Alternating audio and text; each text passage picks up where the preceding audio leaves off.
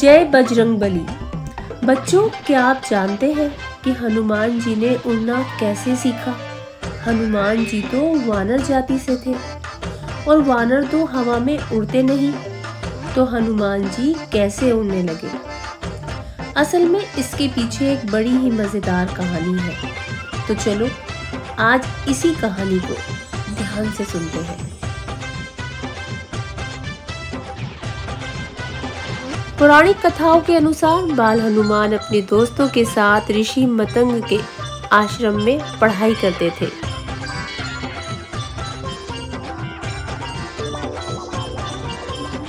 वो बचपन में ऋषियों के आश्रम के सारे फल खा जाते और ऋषियों को बहुत परेशान करते। हनुमान जी बचपन में बहुत ही नटखट और शरारती बालक थे। एक दिन बाल हनुमान को पढ़ाई करते करते भूख लगने लगी, तो उन्होंने वन में जाकर फल तोड़ने की योजना बनाई। वन में पहुंचकर हनुमान जी ने बहुत कोशिश की, लेकिन वो आम नहीं तोड़ पाए। ये सब कुछ होते हुए आश्रम में पढ़ने वाले देवताओं के बच्चे जयंत और सूर्य पुत्र शनि भी देख रहे थे।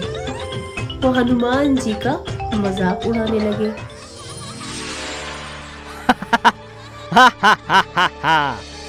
हे वानर पुत्र, यदि तुम्हें फल खाना है तो हमसे विनती करो।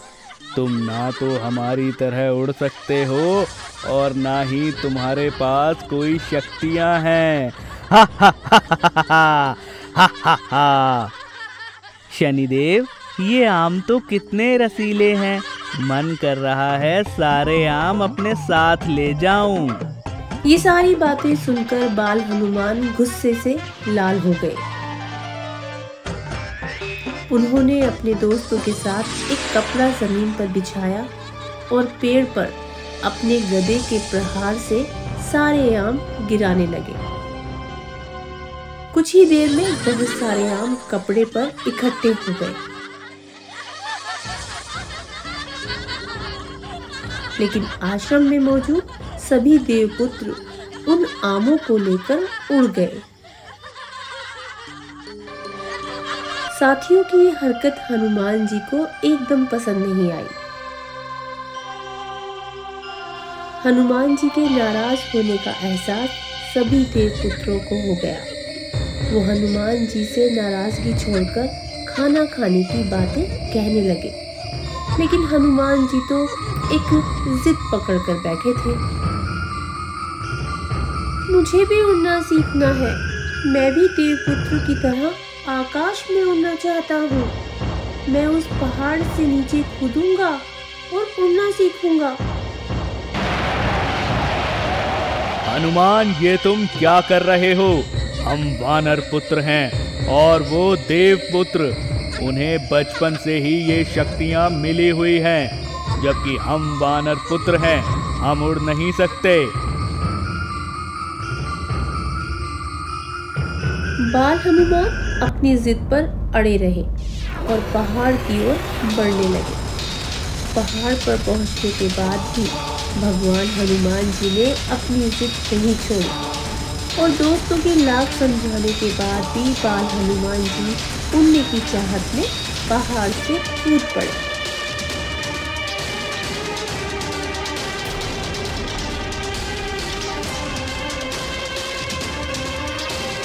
उन्हें उम्मीद थी कि वो हवा में उड़ लेंगे, लेकिन ऐसा नहीं हुआ और वो सीधे जमीन पर आ गिरे।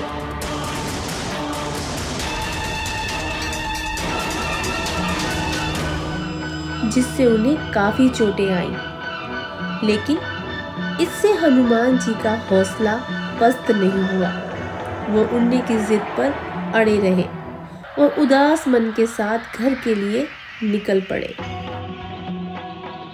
बाल हनुमान जैसे ही घर पहुंचे तो उनकी हालत देखकर माता अंजनी और पिता केसरी नंदन ने बाल हनुमान से उनकी जटिल हालत का कारण पूछा। बोलो पुत्र, क्या तुम पर किसी असुर या राक्षस ने हमला किया? नहीं पिताश्री, हम भी देव पुत्रों की तरह उड़ना चाहते हैं। माता, हम उड़ना चाहते हैं, इसलिए हमने पहाड़ से छलांग लगाकर उड़ने की कोशिश की। मैं जब तक उड़ना नहीं सीख जाता, मैं खाना नहीं खाऊंगा। बाल हनुमान जी को उनके माता पिता समेत कई और लोगों ने समझाया, लेकिन हनुमान जी उड़ने की जिद पर अड़े रहते हैं।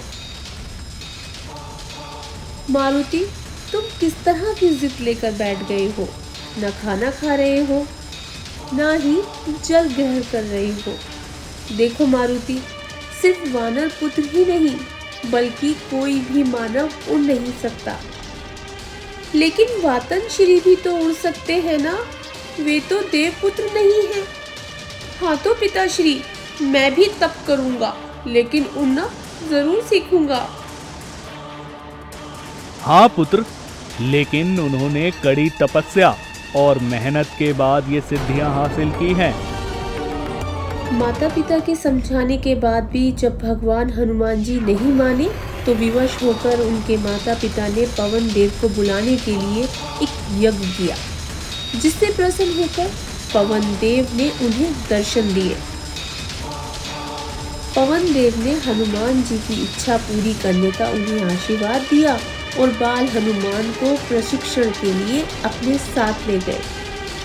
वायुमंडल में पवन देव ने बाल हनुमान को उड़ने की शिक्षा देना शुरू किया। सबसे पहले हनुमान जी ने सारे वायु देवताओं से आज्ञा ली। इसके बाद भगवान हनुमान जी ने उड़ना सीखने के लिए बहुत मेहनत की। कई बार वो असफल भी हुए, कई बार उन्हें चोट भी आई, लेकिन कड़ी मेहनत के बाद आखिरकार उन्होंने खुद से उड़ना सीख ही लिया।